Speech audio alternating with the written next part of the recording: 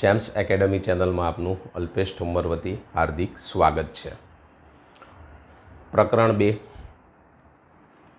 Topic છે આજનો 2.6 સમસ્થિતિમાન પૃષ્ઠો કોને કહેવાય તેના વિશે નોંધ લખો।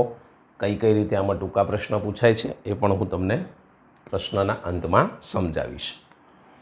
તો પહેલું તો સમસ્થિતિમાન પૃષ્ઠની વ્યાખ્યા જોઈએ મારે તો ફર્સ્ટ મારે શું લખવી છે વ્યાખ્યા। કેમ સમસ્થિતિમાન પૃષ્ઠની વ્યાખ્યા પહેલાં ક્લિયર કરવી પડે। જે નામ છે ને એ જ પ્રમાણે તમે એની વ્યાખ્યા આપી શકો છો, એકદમ સિમ્પલ ને સાદું। એનું નામ શું છે સમસ્થિતિમાન પૃષ્ઠ। સમ એટલે સમાન, સ્થિતિ વિદ્યુત સ્થિતિમાન અને પૃષ્ઠ એટલે સપાટીઓ। તો એમ કહે છે કે સમસ્થિતિમાન પૃષ્ઠ, સમસ્થિતિમાન પૃષ્ઠ બ્રેકેટમાં હું લખીશ સપાટી, સમસ્થિતિમાન પૃષ્ઠ બ્રેકેટમાં કહીશું સપાટી છે કે, એટલે કે એવી સપાટી છે કે સમસ્થિતિમાન પૃષ્ઠ એવી સપાટી છે કે જે પૃષ્ઠ એટલે એને આપણે શું કહીએ છીએ પૃષ્ઠને સપાટી, પૃષ્ઠ પરના બધા જ બિંદુઓને સ્થિતિમાન, બધા જ બિંદુઓએ સ્થિતિમાન સમાન હોય। બધા જ બિંદુઓએ વિદ્યુત સ્થિતિમાન, ખાલી સ્થિતિમાન લખે તો એ તમને ખ્યાલ આવી ગયો હશે કેવું છે, સમાન છે। ફરી વખત વાક્ય બંધ બેસે છે કે નહીં એકવાર ચેક કરીએ। સમસ્થિતિમાન પૃષ્ઠ એટલે કે સપાટી એવી સપાટી છે કે જે પૃષ્ઠ પરના બધા જ બિંદુએ વિદ્યુત સ્થિતિમાન સમાન હોય છે, સમાન છે એવું પણ કહી શકાય છે। ફરી વખત વ્યાખ્યા જોઈશું। તમને સિમ્પલ લોજિક કીધું, સમ એટલે સમાન, સ્થિતિમાન વિદ્યુત સ્થિતિમાન આપણે ભણી ગયા, અને પૃષ્ઠ એટલે સપાટી। તો એમ કહે છે કે જે પૃષ્ઠની સપાટી પરના બધા જ બિંદુએ વિદ્યુત સ્થિતિમાન સમાન હોય। કેવી રીતે? ધારો કે અહીંયા રફ કામ કરીએ આપણે કે મારી પાસે એક આ સમતલ છે, તો આ સમતલમાં ધારો કે મારી પાસે જે બિંદુઓ છે તો આ બધા જ બિંદુ પાસે વિદ્યુત સ્થિતિમાન કેવું હોવું જોઈએ, સમાન। ધારો કે તમે ભણી ગયા છો કે ક્યુ વિદ્યુતભાર હોય તો V બરાબર આપણે લઈએ છીએ 1/4πε0 Q/R લઈએ છીએ આવું।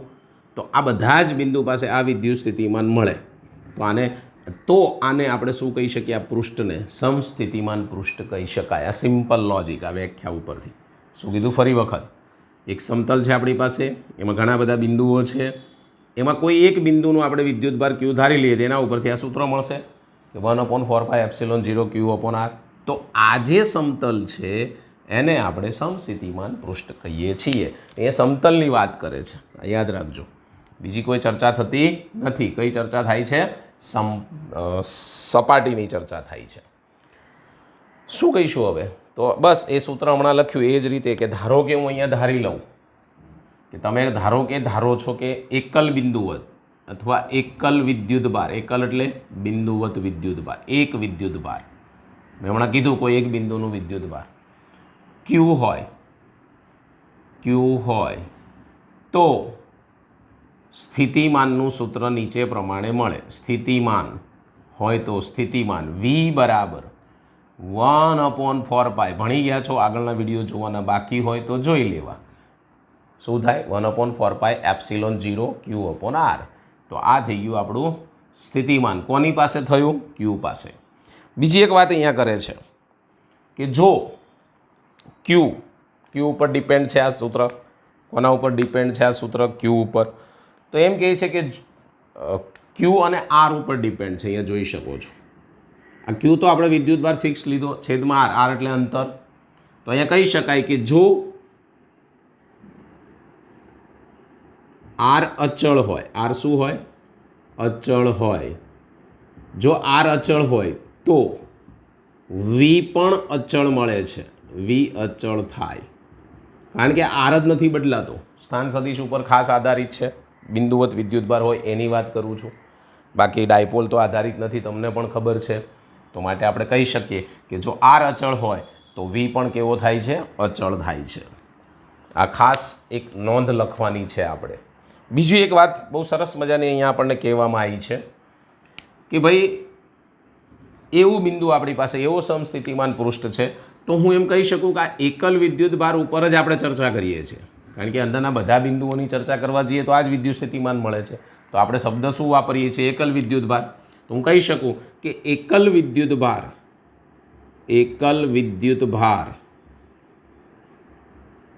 ના સમસ્થિતિમાન પૃષ્ઠો એટલે સપાટીઓ, બ્રેકેટમાં કહી શકાય સપાટીઓ, સિમ્પલ લોજિક, સપાટીઓ લખશો તો પણ ચાલશે. વિદ્યુત ભાર પર કેન્દ્ર ધરાવતી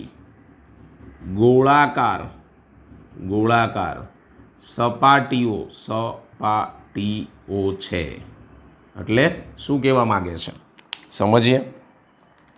એકલ વિદ્યુત ભાર સમસ્થિતિમાન પૃષ્ઠ સપાટીઓ, વિદ્યુત ભાર પર, એટલે તમે કોઈ પણ વિદ્યુત ભાર લેશો. ધારો કે મેં એક આકૃતિ અહીંયા લીધી કે ભાઈ મારી પાસે એક +q વિદ્યુત ભાર છે, તો એમ કહે છે કે આ વિદ્યુત ભાર કેન્દ્ર, એટલે આ કેન્દ્ર થઈ ગયો વિદ્યુત ભાર, ધરાવતી ગોળાકાર સપાટીઓનો બનેલો હોય છે. આ રીતે કોઈ પણ એકલ વિદ્યુત ભાર લઈ લો, આ રીતે બનેલો હોય છે.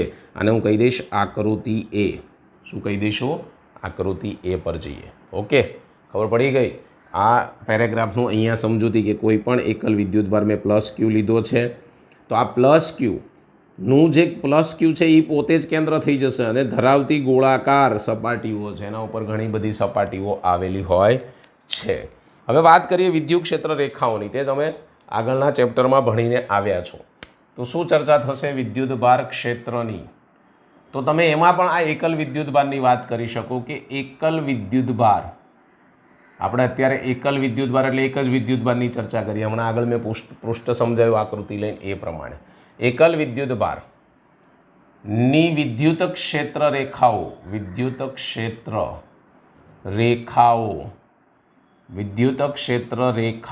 આ એકલ વિદ્યુત ભાર છે એની ઉપર મેં શું દોર્યું છે? ક્ષેત્ર રેખાઓ નથી દોરી, પણ એ કેન્દ્ર હોય એની ઉપર ગોળાકાર સપાટીઓ હોય એવું આપણે એક વાત અહીંયા કરી લીધી. તો એમ કહે છે કે એકલ વિદ્યુત ભારની વિદ્યુત ક્ષેત્ર રેખાઓમાં બે વસ્તુ હોય. કાં તો વિદ્યુત ભાર, આ જે છે એ વિદ્યુત ભાર થી શરૂ થતી હોય. કોણ શરૂ થતી હોય? વિદ્યુત ક્ષેત્ર રેખાઓ. ફરીવાર કહું છું, એકલ વિદ્યુત ભારની વિદ્યુત ક્ષેત્ર રેખાઓ વિદ્યુત ભારથી શરૂ થતી હોય અથવા વિદ્યુત ભારમાં તેનો અંત થતો હોય. વિદ્યુત ભારમાં તેનો અંત થતો હોય એટલે એમાં પાછી વિરામ પામતી હોય. અર્થ શું કીધું? અંત થતો હોય. તે વિદ્યુત ભાર ધન છે કે ઋણ પર આધાર રાખે છે. તે વિદ્યુત ભાર ધન કે ઋણ છે તેના પર આધાર રાખે છે. કેવી રીતે સમજીએ? એ બીજી આકૃતિ દોરીએ આપણે કે મેં અહીંયા ધારો કે પ્લસ વિદ્યુત ભાર લેવામાં આવેલો છે. ચલો ઓકે, અહીંયા જેમ પ્લસ લીધો એમ અહીંયા પ્લસ લીધો. તો અહીંયા આપણને એવી વાત કરી કે કાં તો વિદ્યુત ભારથી શરૂ થતી હોય કાં તો વિદ્યુત ભારમાં અંત થતો હોય. કોના ઉપર આધાર રાખે છે? ધન છે કે ઋણ? તો આ કેવો છે ભાઈ? ધન. તો તમે પહેલા ચેપ્ટરમાં પણ ભણી ગયા છો એ અનુસાર કે જો ધન વિદ્યુત ભાર હોય તો વિદ્યુત ક્ષેત્ર રેખાઓ બહાર જતી હોય અને ત્રિજ્યાવર્તી હોય. આ રીતે બહાર જતી હોય અને ત્રિજ્યાવર્તી હોય છે. એટલે આને કહેવાય વિદ્યુત ભારથી શરૂ થઈ. પણ જો આ જ વસ્તુ અહીંયા માઇનસ કરી હોત તો બધા તીર કઈ તરફ આવત? અંદર તરફ. મેં તમને કીધું કે ઋણ હોય તો અંદર તરફ આવશે, ધન હોય તો બહાર આવશે. આવું પહેલા ચેપ્ટરમાં આપણે ભણી ગયા છીએ. બીજું, એ તો સ્પષ્ટ છે. અહીંયા આપણે એમ તો કહી શકીએ કે અહીંયા એક વસ્તુ જબરજસ્ત સ્પષ્ટ થઈ ગઈ છે કે એ સ્પષ્ટ છે કે શું સ્પષ્ટ છે? તો આ સમસ્થિતિમાન જે પૃષ્ઠો છે એટલે કે વિદ્યુત ક્ષેત્ર રેખાઓના દરેક બિંદુમાંથી પસાર થતા સમસ્થિતિમાન પૃષ્ઠને લંબ હોય છે. એટલે એમ કહે છે કે એ તો સ્પષ્ટ છે કે ક્ષેત્ર રેખા અથવા વિદ્યુત ક્ષેત્ર રેખાઓ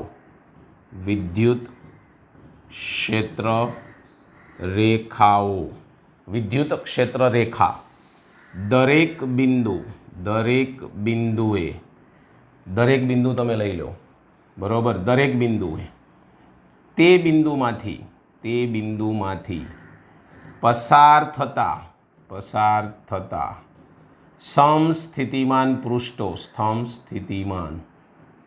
પૃષ્ઠને લંબ હોય છે. ખબર ના પડી સાહેબ તો સમજો. હું અહીંયા પણ એક આકૃતિ દ્વારા તમને સમજાવી રહ્યો છું કે ધારો કે મારી પાસે એક આ શું છે, સમાન વિદ્યુત ક્ષેત્ર છે. શું છે મારી પાસે? એક આ સમાન વિદ્યુત ક્ષેત્ર. જોજો ભાઈ, હા, આ સમાન વિદ્યુત ક્ષેત્ર એટલે બધા જ એરો એક જ દિશામાં સમાન હોવા જોઈએ. આ સમાન વિદ્યુત ક્ષેત્ર કહેવાય. ઈ સદિશ સમાન વિદ્યુત ક્ષેત્ર. આને આકૃતિ બી કહી શકાય. નામ તો તમારે આપવા હોય તો આપવાના, નકર કોઈ વાંધો નથી. ચલો, હજી આપણે એક આદી રેખા દોરી દઈએ. તમને ઈચ્છા હોય એટલી દોરી શકો છો. આની અંદર હું એક સમતલ લઉં છું.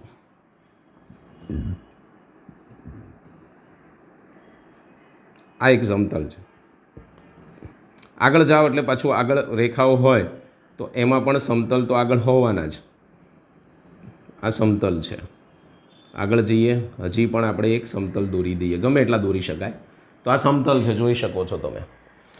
તો આ જે છે સમતલ, એ કઈ રીતે દોર્યું છે? તો આ સમતલ છે. ધારો કે મારી પાસે આ સમતલ છે, ક્ષેત્ર રેખાઓ આમ જાય છે, માટે આ સમતલની સપાટી કહેવાય. તો સમતલની સપાટી કઈ તરફ છે? વિદ્યુત ક્ષેત્રની દિશામાં છે. જોજો ભાઈ, કઈ તરફ છે? વિદ્યુત ક્ષેત્રની દિશામાં. માટે સમતલ સપાટી કઈ દિશામાં છે? તો કે ભાઈ એક્સ અક્ષ, આમ દિશા. પછી આ જે સમતલ છે એ તમે કઈ રીતે દોર્યું છે? હું અહીંયા તમને દોરીને સમજાવું કે આ જે દિશા છે એ કઈ છે આપણી. તો આ કઈ છે? તો એક્સ અક્ષ છે. આને તમે ગમે તે નામ આપી શકો અને આને પણ ગમે તે નામ આપી શકો છો. તો મેં ધારો કે અહીંયા એક્સ લખ્યું, તમે અહીંયા વાય લખ્યું અને અહીંયા ઝેડ લખ્યું. તો આ સમતલ શેમાં પડેલું છે? તો આ સમતલ છે એ વાય ઝેડમાં છે. હું એ બે વસ્તુ કહી શકું છું કે એક તો આ પૃષ્ઠ એટલે સપાટી કઈ દિશામાં છે? એક્સ અક્ષની દિશામાં છે, એક્સ અક્ષમાં છે. અને આ જે સમતલ છે સપાટીની દિશા એક્સ અક્ષ દિશામાં છે, એટલે એને લંબ જ થાય. જુઓ, એટલે અહીં લખી શકાય લંબ રૂપે. આ જે એની ધાર છે એની સાથે શું થાય છે? લંબ રૂપે થાય છે. મેં હમણાં જ કીધું પૃષ્ઠને લંબ હોય છે. તો ગમે ત્યારે બી પૃષ્ઠ લેશો, વિદ્યુત ક્ષેત્ર રેખાઓ એને લંબ જ થાય છે એવું કહેવા માગે છે. અને આ જે પૃષ્ઠ છે એ પૃષ્ઠ કયા સમતલમાં છે? તો એમ કહી શકાય કે પૃષ્ઠનું સમતલ કયું છે? તમારે વર્ણન સ્વરૂપે લખવાનું છે. શું લખી શકાય? વાય ઝેડ છે. આ વાય અને આ ઝેડ એની અંદર આ એક સમતલ છે, આ એક પૃષ્ઠ આવેલું છે તેમ કહી શકાય છે. આ ખાસ નોંધ લેવાની છે. ફરી વખત કહું છું કે એ સ્પષ્ટ થઈ ચૂક્યું છે કે વિદ્યુત ક્ષેત્ર રેખા એ દરેક બિંદુએ તે બિંદુમાંથી પસાર થતા સમસ્થિતિમાન પૃષ્ઠને લંબ છે. એટલે આ વિદ્યુત ક્ષેત્ર છે, આ સમતલ તમે જોઈ શકો છો એ જ દિશામાં છે. જો આ બંને તો એક જ દિશામાં છે. સમજણ પડી ગઈ? સપાટીની વાત કરું છું. પણ હું આ સમતલ આમ છે અને આમ જાય છે તો બંને એકબીજાને શું થાય? લંબ થાય. માટે પૃષ્ઠ વિદ્યુત ક્ષેત્રને લંબ છે. સમજણ પડી ગઈ? તો અહીંયા આપણે જો આકૃતિમાં બતાવી દીધું તમને કે આ ઈ સદિશ છે, સમાન ક્ષેત્ર, આ સમતલો આપેલા છે. તો પૃષ્ઠ એક્સ અક્ષ દિશા, આ એક્સ અક્ષ દિશા, પણ એની ધાર જે છે એ એને લંબ થાય છે. આ સમતલ છે એને લંબ થાય છે. સમતલ આ રીતે છે, આમ ક્રોસમાં નથી, સમજી લેજો. આ રીતે છે. આ હું આમ ગોઠવું તો આ એને સમાંતર છે એવું કહેવાય. જુઓ, આ એક્સ અક્ષને સમાંતર થઈ કહેવાય. આ તો આમ છે, તો આનું સમતલ પૃષ્ઠ એક્સ અક્ષને લંબ છે. Okay, clear? આગળ વધીશું. આવું તમે કેવી રીતે કહી શકાય? તો એકલ વિદ્યુત ભાર હોય તો એકલ વિદ્યુત ભારનું ધારો કે તમે એકલ વિદ્યુત ભાર લઈ લો કે આ રફમાં સમજી લઈએ. આ એક બિંદુ છે તો અહીંથી આ જ્યારે સમતલમાંથી પસાર થાય તો એ લંબ જ થાય વિદ્યાર્થી મિત્રો. અને લંબ થાય તો આપણે એક સૂત્ર ભણી ગયા છે, ઈ સદિશ લંબ ડીએલ સદિશ અથવા ડીએ સદિશ આનું પૃષ્ઠ, જે આગળ તમે ભણી ચૂક્યા છો. માટે હું ઈ સદિશ ડોટ ડીએ સદિશ લખી શકું. ઈ ડીએ કોસ શું લખી શકાય? થીટા. આ સમતલ સપાટીને લંબ થયું એટલે સમતલ એક્સ અક્ષને લંબ છે તો અહીં 90 મૂકશો, કોસ 90 0 થઈ જશે. Simple logic. કોસ 90 શું થઈ જશે? 0. માટે થીટા કેટલો લીધો તમે? 90. તો માટે એને લંબ છે એવું પણ સામાન્ય રીતે આપણે કહી શકીએ છીએ. જો આને લંબ ન હોય તો શું થાય? બીજી પોઝિશન વિચારીએ કે જો આને લંબ નથી, આને લંબ નથી તો શું કરવાનું? તો આને લંબ નથી એના માટે પૃષ્ઠ સમાંતર જે છે એ અશૂન્ય થઈ જશે, એટલે કે અહીંયા આપણે હમણાં જ કીધું ને 0 જવાબ આવ્યો, એ અશૂન્ય થઈ જાય, અને અશૂન્ય થઈ જાય તો આ વિદ્યુત ક્ષેત્ર રેખાઓ વ્યવસ્થિત ગોઠવાયેલી ન પણ હોઈ શકે, સમજી લેજો, જે શક્ય છે જ નહીં, એટલે આને પૃષ્ઠ સાથે હંમેશા લંબ જ હોય છે. અચ્છા, હવે આપણને 2-3 ઉદાહરણો આપ્યા છે કે તમે એમ કહી શકો કે તેને સપાટીને પૃષ્ઠ એક્સ અક્ષને, અહીંયા મેં કીધું એમ એક્સ અક્ષને લંબ છે, આપણે કહી દીધું, વાય ઝેડ સમતલમાં આવેલું છે. હા, એમ કહી શકાય કે આ ઝેડ વાય ઝેડ તમે લખ્યું છે એને સમાંતર છે, વાય ઝેડને સમાંતર છે, કારણ કે મેં આ રીતે પૃષ્ઠ લીધું છે, આમાં 3D ડાયમેન્શન કહેવાય, એટલે આ એક્સ અક્ષને લંબ થયું, પણ આ બાજુ શું આવશે? ઝેડ અક્ષ, અને આમ શું આવશે? વાય અક્ષ. તો જો આવી રીતે થઈ ગયું એની અંદર, અને પહેલાંને લંબ થઈ ગયું. આ યાદ રાખજો ખાસ. હવે 2 આકૃતિ બીજી આપણે એક દોરીશું કે ભાઈ ધારો કે તમારી પાસે એક માઇનસ છે અને તમારી પાસે એક પ્લસ છે, એક પ્લસ અને એક માઇનસ ભેગા થાય તો ડાયપોલ બને. તો તમને એક ડાયપોલની આકૃતિ અહીંયા આપવામાં આવી છે. ડાયપોલની આ એક આકૃતિ છે કે જેમાં વિદ્યુત ક્ષેત્ર રેખાઓ દર્શાવવામાં આવેલી છે. થોડી દૂર દોરવાની, મારી પાસે જગ્યા નથી એટલે મેં ભેગી દોરી છે. આને પણ તમે કહી શકો છો એ બી, આ આકૃતિને હું સી કહી દઈશ અને આ આકૃતિને હું ડી કહી દઈશ. આ દોરવાની છે અંદર. પણ તમને ખબર છે કે જો બંને પ્લસ હોય કે બંને માઇનસ હોય તો શું થાય? બંને પ્લસ કે બંને માઇનસ હોય તો એકબીજાથી શું જાય? દૂર જાય. અને એને હું આ રીતે પણ દોરી શકું છું. દોરી શકાય એટલે આમ દૂર જશે એવું કહેવા માગે છે. તો આ કોના માટે છે? તો વિદ્યુત ડાયપોલની આકૃતિ છે. આ કોના માટે છે? 2 વિદ્યુતભાર સમાન હોય તેના માટેની આકૃતિ છે. તો આ આપણો પ્રશ્ન હતો કે સમસ્થિતિમાન પૃષ્ઠો એટલે શું, એની વ્યાખ્યા આપીને સમજાવવાનું કે તો અહીંયા સુધી આપણે સમજાવવાનું છે. પણ આની અંદરથી MCQ કે SQ પૂછાઈ શકે કે ઈ સદિશ સમાન વિદ્યુત ક્ષેત્રમાં જ્યારે સમતલ એક્સ અક્ષ પર મૂકવામાં આવે, એટલે કે સમતલ YZ ને સમાંતર હોય તો એક્સ અક્ષ એની સાથે લંબ હોય, આ ખાસ નોંધ લેવી. ત્યારે એનો ખૂણો કેટલો લેવામાં આવે છે? તો કે ભાઈ 90 ડિગ્રી. કોનો ખૂણો? તો એક્સ અક્ષ અને પૃષ્ઠ વચ્ચેનો ખૂણો. તમે YZ અને પૃષ્ઠ વચ્ચેનો ખૂણો 90 ના લઈ શકો, કારણ કે તો એને સમાંતર છે એટલે 0 થશે. માટે કઈ રીતે ગોઠવણી છે? 2.6 સમસ્થિતિમાન પૃષ્ઠની અંદર એક બીજી પેટા થિયરી છે કે એમાં એવું કહે છે કે 2.6.1 ક્ષેત્ર એટલે વિદ્યુત ક્ષેત્ર. ક્ષેત્ર એટલે શું કહેવાય? વિદ્યુત ક્ષેત્ર. અને સ્થિતિમાન વચ્ચેનો સંબંધ મેળવો, અથવા સંબંધ આપો, અથવા એનું સૂત્ર મેળવો, આવું પણ કહી શકે છે. મેં એક આકૃતિ દોરેલી છે, આકૃતિ આપણને આપેલી છે. પહેલાં આકૃતિનું વર્ણન લખવાનું છે, તો હું બોલતો જઈશ, ત્યાં જરૂર પડે ત્યાં લખીશ. ઓકે, તો સમજીએ શું કહેવા માગે છે.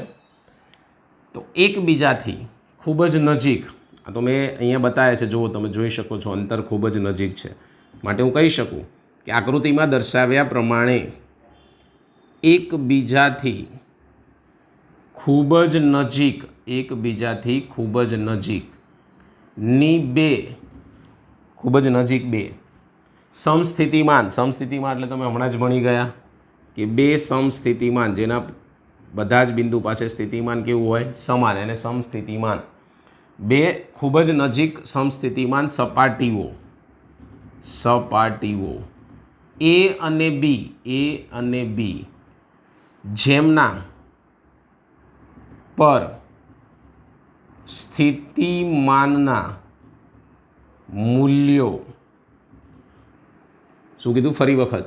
2 સમસ્થિતિમાન પૃષ્ઠો છે, એકબીજાની ખૂબ જ નજીક છે.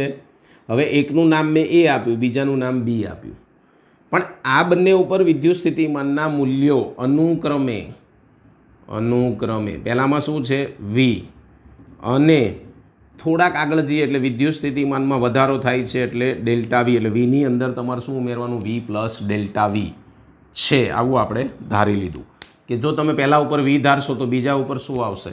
તો V પ્લસ ડેલ્ટા V, કારણ કે અહીંથી અંતર વધશે. આપણે જોઈએ આ ડેલ્ટા V શું કહેવા માગે છે. તો અહીંયા તમે કહી શકો છો કે ડેલ્ટા V શું કહેવા માગે છે? V પ્લસ ડેલ્ટા V મેં તમને હમણાં જ કીધું. તો આને કહી શકાય કે વિદ્યુત ક્ષેત્ર, એ નીચે લખવાનું કે ડેલ્ટા V એ વિદ્યુત ક્ષેત્ર, શું કહે છે? વિદ્યુત ક્ષેત્ર E સદિશ, આનું જે વિદ્યુત ક્ષેત્ર E સદિશ ની દિશામાંનો Vનો ફેરફાર, Vનો ફેરફાર એટલે વધારો થાય છે, અહીંયા એવું કીધું છે, પણ આપણે ખાલી ફેરફાર લખવાનો. શું લખવાનો? નો ફેરફાર આપણને આપેલો છે. ઓકે, હવે એક બિંદુ બી છે આપણી પાસે, જો આ સપાટી બી, એના ઉપર એક બિંદુ પી લેવામાં આવ્યું છે, તો એ પણ વર્ણનમાં લખી નાખવાનું કે સપાટી અથવા સમતલ અથવા પૃષ્ઠ બી પર બિંદુ પી ધ્યાનમાં લો. ધ્યાનમાં લેવાનું એટલે ત્યાં આપણે એક બિંદુ પી લીધેલું છે, વિદ્યુત ક્ષેત્ર પણ આપેલું છે, એ દિશામાં જોઈ શકો છો તમે.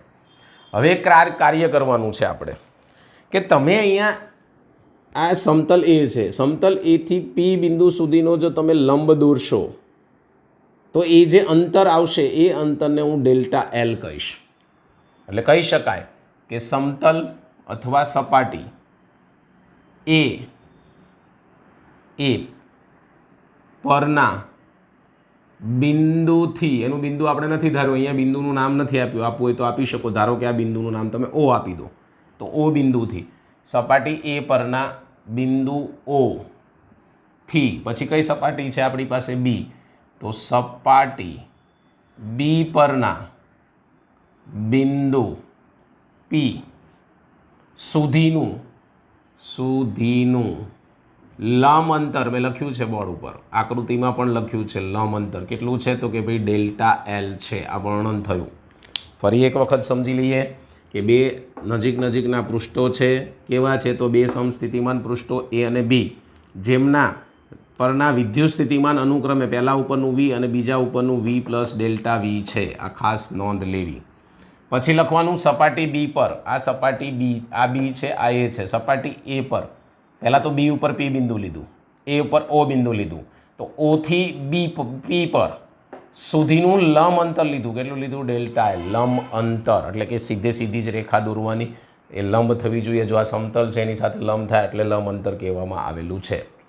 હવે એમ કહીશ કે અહીંયા એકમ ધન વિદ્યુત ભાર છે. ધારો કે મારે એકમ ધન વિદ્યુત ભાર અહીંયા છે, ધારો કે આ જે સમતલ બી છે એના પર છે, એટલે અહીંયા મારી પાસે ક્યુ બરાબર 1 કુલમ છે એકમ ધન વિદ્યુત ભાર, ને મારે અહીંથી આ સમતલ પરથી મારે એ સમતલ ઉપર લાવવો છે. તો આ વિદ્યુત ક્ષેત્રની કઈ દિશામાં? આમ આવશો તમે એટલે વિદ્યુત ક્ષેત્રની કઈ દિશામાં થશે? વિરુદ્ધ દિશામાં લાવવાનું થશે. કઈ દિશામાં થશે? વિરુદ્ધ. અને વિરુદ્ધ દિશામાં લાવો એટલે તમને બધાને ખબર છે કે કાર્ય થાય. શું થાય? કાર્ય થાય. માટે આપણે કહી શકીએ કે વિદ્યુત ક્ષેત્રની વિરુદ્ધ દિશામાં, કોની દિશામાં? વિદ્યુત ક્ષેત્રની વિરુદ્ધ દિશામાં શું તમે કરાવો છો? કોને ગતિ કરાવો છો? તો મેં તમને હમણાં જ સમજાવ્યું કે મારી પાસે એકમ ધન વિદ્યુત ભાર છે. અહીંયા લખીશું કે એકમ ધન વિદ્યુત ભારને ગોખવાની નથી આકૃતિ ઉપરથી, અહીંયા પી બિંદુથી એ બિંદુ લાવવો એમ લખો તોય ચાલે, અથવા સમતલ બીથી સમતલ એ પર લઈ જવું છે. વિદ્યુત ભારને સપાટી અથવા પૃષ્ઠ બી પરથી, આ જે બી છે એના ઉપરથી ક્યાં લઈ જાઓ? બી પરથી એ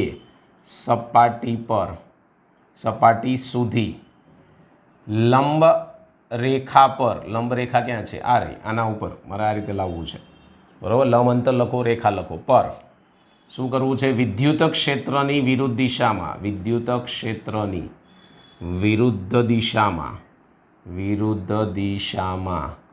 ગતિ કરાવતા શું થાય? કાર્ય મળે છે, કાર્ય થાય છે. આ કાર્ય કેટલું મળશે આપણને? લખીશું કાર્ય. તો આ પ્રક્રિયા દરમિયાન થતું કાર્ય એટલે અહીં લખીશ કાર્ય બરાબર, તમને ખબર છે, બળ ગુણ્યા સ્થાનાંતર. અહીંયા એકમ વિદ્યુત ભાર છે, તમે બળ લખી શકો, બળ ગુણ્યા સ્થાનાંતર. આ બેઝિક છે, ચોપડીમાં નહીં હોય અમુક વસ્તુ. તો કાર્યને આપણે શું લખીશું? અહીંયા બળ સ્વરૂપે ક્યુ ઈ લખી શકાય. અને બીજું સદિશ સ્વરૂપે હોય, મૂલ્ય સ્વરૂપે લખો તો મોડ ઓફ સદિશ, આ રીતે પણ ઘણા લોકો લખે છે. અને સ્થાનાંતર તમે કેટલું કરાવો છો? લંબ અંતરમાં ડેલ્ટા એલ. માટે ક્યુ કેટલો છે તમારી પાસે? 1. તો અહીં લખી નાખીશ મોડ ઓફ ઈ સદિશ ઇન્ટુ ડીએલ. આ ક્યુ ક્યાં જતો રહ્યો? તો કારણ કે એમાં આપ્યો છે 1, એટલે 1 આપ્યો છે એટલે નીકળી જશે, એટલે ત્યાં 1 મૂકશો એટલે આ જવાબ આવશે. આ તમારું કાર્ય થયું કહેવાય. અહીંથી અહીંયા લાવો છો ત્યારે કાર્ય કેટલું થાય છે? તો ઈ ઇન્ટુ ડેલ્ટા એલ જેટલું કાર્ય થાય છે. અને આ કાર્ય શું છે? તો સ્થિતિમાન પૃષ્ઠનો તફાવત. એટલે કહી શકાય કે આ કાર્ય સ્થિતિમાન નો તફાવત is equal two VA minus VB. કેમ? કારણ કે તમે અહીંયા જે લેશો પહેલાંની સપાટીનું પૃષ્ઠ, આનું વિદ્યુત સ્થિતિમાન વી અને આનું વિદ્યુત સ્થિતિમાન વીબી, તો આ કાર્યની કિંમત અહીંયા મૂકી આપું તો કાર્યની કિંમત મૂકીશ એટલે શું થશે જોઈ શકો છો તમે કે ભાઈ આ જે કાર્ય છે એ અહીંયા મૂકી દઈશ તફાવતની જગ્યાએ, કારણ કે એના જેટલું જ હોય માટે ઈ ડેલ્ટા એલ સદિશ કાઢી નાખ્યું, મૂલ્યમાં લઈ લીધું. વીએનું વિદ્યુત સ્થિતિમાન વી છે માઇનસ વીબીનું વિદ્યુત સ્થિતિમાન વી પ્લસ ડેલ્ટા વી છે. વિસ્તરણ કરીશું. E delta L is equal to V minus V delta V ઉડી ગયા. કેટલા વધ્યા તમારી પાસે હવે? તો કહી શકાય E delta L is equal to minus V minus delta V. સામે લઈ જાઓ એટલે શું થશે? ઈ બરાબર minus delta V upon delta L. તો આ સંબંધ આવી ગયો કોની વચ્ચેનો? વિદ્યુત ક્ષેત્ર અને વિદ્યુત સ્થિતિમાન છે, અથવા વિદ્યુત સ્થિતિમાનનો તફાવત પણ કહી શકાય, વિદ્યુત સ્થિતિમાનનો તફાવત કહેવાય. અચ્છા, હવે આને મારે મૂલ્ય સ્વરૂપે લેવું હોય તો તમે મોડ ઓફ સ્વરૂપે પણ લઈ શકો છો કે અહીંયા ડેલ્ટા વીને શું કહેશો તમે? ડેલ્ટા વી શું છે તમારી પાસે? અહીંયા ડેલ્ટા વી છે તમારી પાસે, શું છે? તો એમ કહી શકાય કે જો ડેલ્ટા વી ઋણ છે અહીંયા એટલે આ માઇનસ આવ્યું, પણ હું આને આ રીતે પણ લખી શકું છું. મોડ ઓફ ઈ સદિશ બરાબર, હું અહીંયા મોડ ઓફ કરીશ તો માઇનસ શું થઈ જશે? Plus delta V upon delta L, delta V upon delta L. આનો મિનિંગ શું ખબર છે? એલની સાપેક્ષે વીનું વિકલન. ઘણી ચોપડીઓમાં આ રીતે પણ લખેલું છે, સમજજો. અથવા મોડ ઓફ ઈ સદિશ બરાબર મોડ ઓફ ડીવી અપોન ડીએલ, આવું પણ લખે. ડીવી અપોન ડીએલ એટલે કે વિકલન. તો આ શું થયું? તો એકમ લંબાઈ દીઠ વિદ્યુત સ્થિતિમાનના તફાવતને વિદ્યુત સ્થિતિમાન પ્રચલન પણ કહેવાય. આને શું કહેવાય એ આપણે ચોપડીમાં નથી આપ્યું, પણ હું તમને સમજાવું છું. વિદ્યુત સ્થિતિમાન પ્રચલન, વિદ્યુત સ્થિતિમાન પ્રચલન એની વ્યાખ્યા પણ તમે લખી શકો. શું લખી શકાય? એકમ લંબાઈ દીઠ મળતા વિદ્યુત સ્થિતિમાનના તફાવતને તે વિદ્યુત સ્થિતિમાનનું પ્રચલન કહે છે. શું કહેવામાં આવે છે? વિદ્યુત સ્થિતિમાનનું પ્રચલન. તો પહેલો પ્રશ્ન આપણે અહીંયા પૂર્ણ થાય છે. ક્ષેત્ર વિદ્યુત સ્થિતિમાન વચ્ચેનો સંબંધ મેળવો. તો અહીંયા સુધી આપણે કમ્પ્લીટલી સમજાવવાનું છે. ઓકે, પછી એમ કહે છે કે આ જે વિદ્યુત ક્ષેત્ર અને વિદ્યુત સ્થિતિમાન વચ્ચેનો સંબંધ તમે મેળવ્યો એની બે મહત્ત્વની નિષ્કર્ષ, એના ઉપરથી તમને સાબિતી શું મળી, નિષ્કર્ષ શું મળી?